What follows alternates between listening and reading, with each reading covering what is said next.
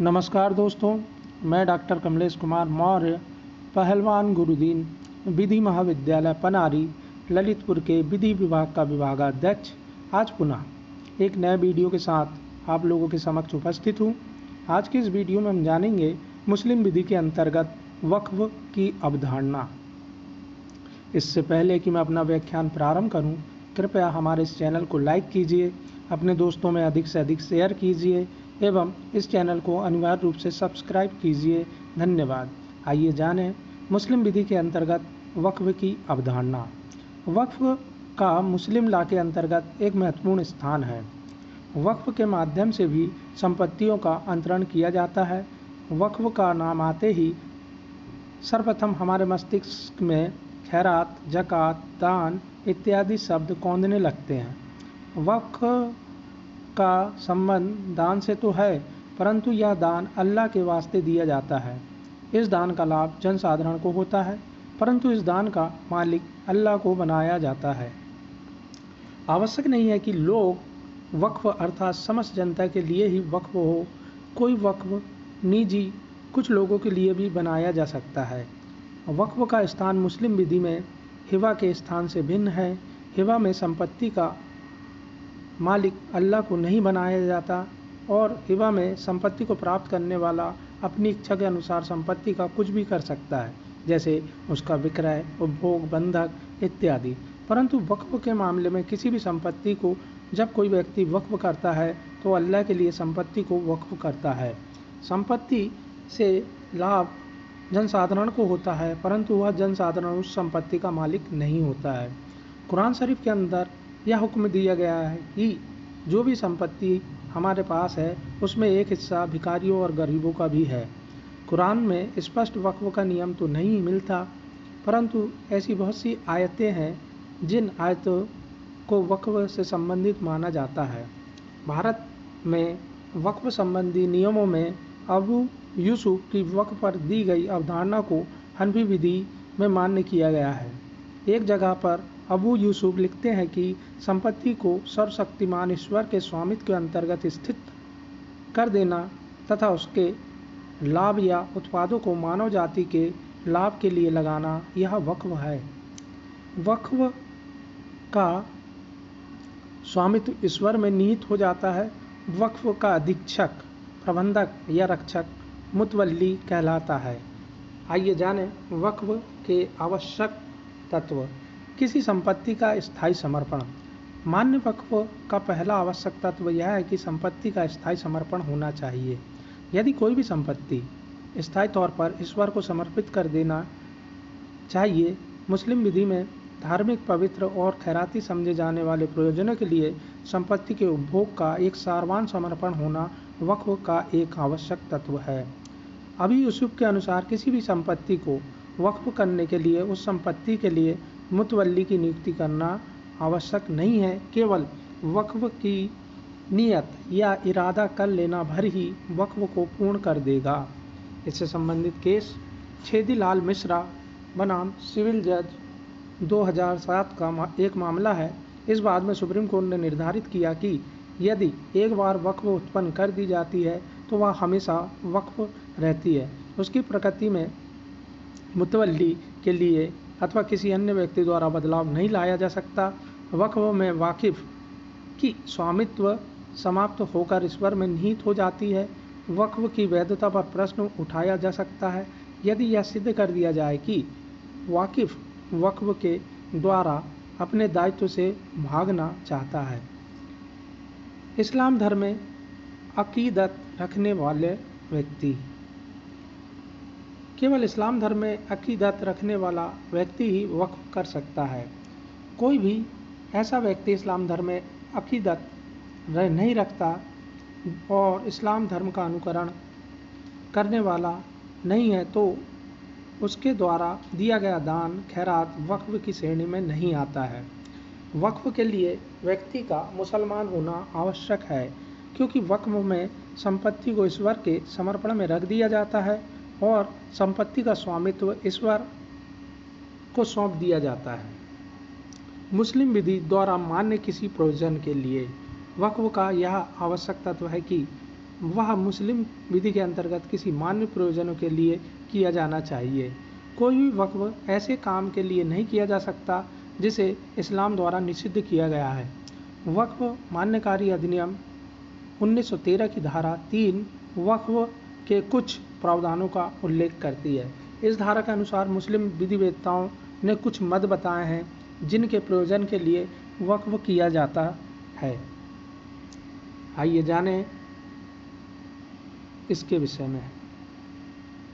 मस्जिद और नमाज के संचालन के लिए इमामों का प्रबंध, अली मुर्तजा का जन्म उत्सव, इमाम बाड़ों की मरम्मत, खानकाहों का संरक्षण, मस्जिदों में चिराग जलाना, सार्वजनिक स्थानों और निजी मकानों में कुरान खानी, गरीब रिश्तेदारों आश्रितों का भरण पोषण, फ़कीरों को दान, ईदगाह को दान, कॉलेजों को दान और कॉलेजों में शिक्षा देने के लिए अध्यापकों के लिए उपवन, पुल और सराय, मक्का हज करने जाने के लिए गरीबों की मदद, मुहर्रम के महीने में ताजिया रखना और मुहर्रम में धार्मिक जुलूस के लिए ऊँट और दुल्दुल का उपबंध, संस्थापक और उसके वंश के लोगों का मृत्यु दिवस मनाना। यहाँ पर वक्फ के संस्थापक का जिक्र है।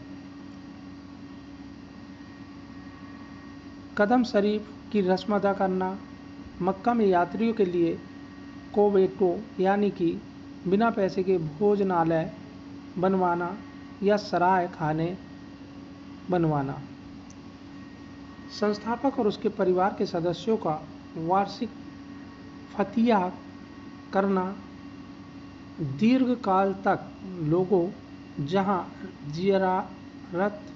जियारत के लिए जाते हैं उस पीर की दरगाह पर मज़ार के लिए संपत्ति लगाना और उर्स करना। आइए जानें वक्फ का पंजीयन। भारतीय रजिस्ट्रेशन अधिनियम 1908 के अधीन 100 रुपये या उससे अधिक मूल्य की स्थावर संपत्ति का वक्फ दस्तावेज द्वारा किया जाना चाहिए। इससे संबंधित केस मोहम्मद रुस्तम अली बनाम मुश्ताक हुसैन 1920 के मामले में यह तय हुआ था कि कोई भी वक्फ रजिस्ट्रेशन के माध्यम से ही होना चाहिए। वर्तमान में कोई भी स्थावर संपत्ति का वक्फ पंजीयन के माध्यम से ही होता है। जो पंजीयन तैयार करता है उसे वक्फनामा कहते हैं। वक्फ कैसे किया जाता है, आइए जानें। मुस्लिम विधि में वक्फ के अलग अलग रीतियाँ बताई गई है और 4 रीति के आधार पर वक्फ किया जाता है। पहला, जीवित लोगों के बीच किसी कार्य के द्वारा। दूसरा, वसीयत के द्वारा। तीसरा, मृत्यु कारक रोग के पैदा होने पर या मर्ज उल मौत के आधार पर। चौथा, स्मरणातीत उपयोग के द्वारा। स्मरणातीत का अर्थ यह है कि कोई स्पष्ट वक्फ नहीं किया गया है परंतु कोई संपत्ति एक लंबे समय से अनिश्चित काल से वैसे समय से जिसका याद किया जाना संभव नहीं है वक्फ के मान्य प्रयोजन में काम आ रही है। जैसे कोई संपत्ति कब्रिस्तान के रूप में उपयोग लाई जा रही है तो ऐसी संपत्ति को वक्फ मान लिया जाता है। आइए जानें मुतवल्ली क्या है। मुस्लिम विधि में वक्फ की अवधारणा में मुतवल्ली का महत्वपूर्ण रोल है। वक्फ के प्रबंधक या अधीक्षक को मुतवल्ली कहते हैं। मुतवल्ली वक्फ का मालिक नहीं होता, वह केवल प्रबंधक या अधीक्षक होता है। मुस्लिम लॉ के अंतर्गत वक्फ की गई संपत्ति के स्वामित्व का अधिकार मुतवल्ली में नहीं रहता है। मुतवल्ली को वक्फ की संपत्ति में स्वामित्व नहीं प्राप्त होता है। अधीक्षक या प्रबंधक मात्र होता है, उसका वक्फ संपत्ति में कोई लाभ नहीं होता। वह केवल अल्लाह की रजा और मजहब इस्लाम की खिदमत की नीयत से काम करता है। मोहम्मद साहब गफ्फार साहब बनाम दीन गनी मोहम्मद के मामले में निर्धारित हुआ कि यदि कोई व्यक्ति सम्मिलित रूप से मुतवल्ली हो तो विपरीत परिस्थिति में हलफनामे में पर्याप्त निर्देश के अभाव में एक मुतवल्ली की मृत्यु होने पर उसका पद शेष मुतवल्ली ले लेगा। आइए जानें मुतवल्ली कौन हो सकता है। कोई भी व्यक्ति जो स्वस्थ चित्त तथा वयस्क हो और किसी विशेष वक्फ के अंतर्गत आवश्यक कर्तव्यों का पालन कर सकता हो, मुतवल्ली नियुक्त किया जा सकता है। मुतवल्ली पद के लिए कोई लिंग या धर्म कोई अवरोध उत्पन्न नहीं करता है। किसी भी धर्म